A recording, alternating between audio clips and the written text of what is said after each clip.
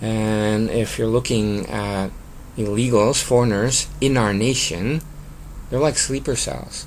I know that many of them are good people just wanting to work, but the fact is they came in illegally, and therefore they are illegal immigrants. And ICE is doing a fantastic job. In most cases, they're shot at and they have to go in. Many of these illegals are in vicious, heavily armed gangs. But as President Trump always says, our ICE guys are tougher than they are, and it's true. And for all of those illegals that have bad intentions, or illegals that just don't want to respect our law and get out, the ICE age has started. Nice to see you.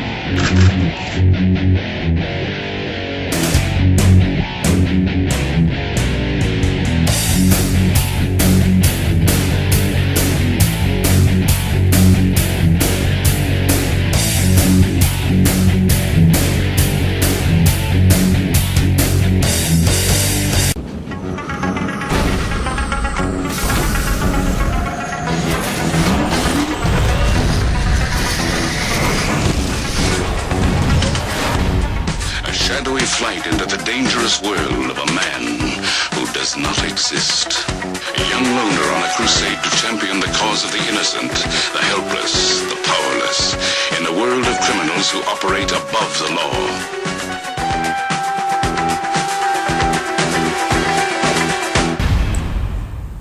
Hey, it's me. Welcome to Trump Mafia. Now, I want you to listen to this video carefully, because I'm not worried, but I'm concerned about the latest Michael Cohen tape, the ex-lawyer of President Trump. And I'm not talking about the one that everybody had been discussing, the one that was cut off, that was doctored. I'm talking about the newest one, the long one. And it may involve some type of a conspiracy, to be honest. And we'll have to see what the legal ramifications are. But I'm not a lawyer, so I will see what people have to say about it. But essentially, this is what happened.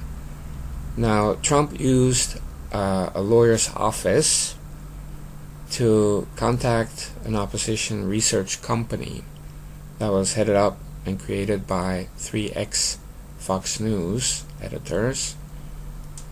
Now, that opposition research company contacted an ex-Mossad spy from Israel, who then worked together with Russian sources to find dirt on Hillary Clinton.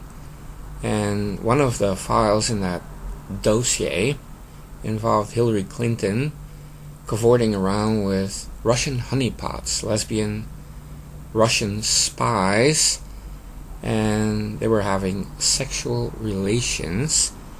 And in this dossier, it even talks about some of these lesbians being dressed in Nazi uniforms. I mean, this is terrible. Now, it turns out that Rudy Giuliani, a longtime friend of President Trump and now a lawyer for President Trump, traveled to Tel Aviv in Israel to meet with that ex-Mossad spy and gave him additional information about Hillary Clinton to include in a dossier. Now, it turns out that some people wanted to leak this dossier to Breitbart and Fox News, and in addition, this ex-Mossad spy was a source linked to an article on the InfoWars to explain about Hillary cavorting around with these Russian prostitutes, along with other stories of some type of collusion with the Russians. Now, the plan was for President Trump to have this dossier leaked to the media, then investigated by the FBI, so that Hillary would have been arrested before the election. This was the plan. And that if Hillary had won the election, that Donald Trump could then use this dossier to undermine the Hillary presidency. I mean, you have it all here. You have collusion, you have working with Russians, with Mossad and ex-spy, and the media is involved, especially the very evil Fox News, and it's a conspiracy to collude with Russia to find dirt on a political opponent in a US presidential election, using another country, using fake information, then give it to the FBI. And just for that, Donald Trump needs to go to jail for 50 years. Except this didn't happen. And it turns out that it was Hillary paying a lawyer firm, the Contact Fusion GPS, to work with Christopher Steele, who then used Russian sources and some bogus stories about Russian prostitutes to then peddle it to Yahoo News, CNN, BuzzFeed, and the FBI, who then used it for a FISA application to spy on a Trump campaign, while at the same time exonerating Hillary Clinton, even though you have a mountain of evidence that she should be arrested and thrown in jail. And so there you go. Imagine how the media would have been reacted if you flipped the script and it was Trump doing it instead of Hillary Clinton. And that tells you all you need to know, because basically we're talking about that the real criminals are getting away with a lot of crimes. Innocent people are being accused. And that is the establishment. That is a true face of the establishment and also the left wing. We're talking about criminals who, by owning the system, put themselves above the law, and outsiders who run for office who have not been approved by the Clintons, the Bushes, and the rest of the establishment. They're attacked, and they're falsely accused, hounded, blackmailed, and harassed. And in this case, they're going after a sitting US president, which really means it's a coup d'etat, going after the head of our government.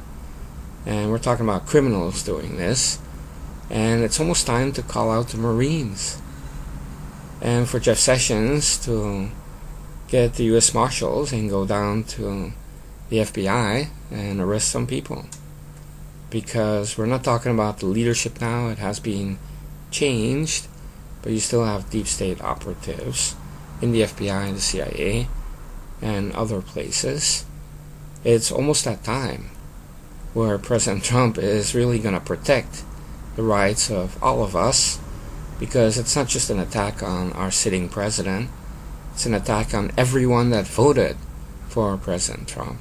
It's even an attack on everybody that got a tax cut, because that was only possible through this president. So, as you know, we're not a democracy.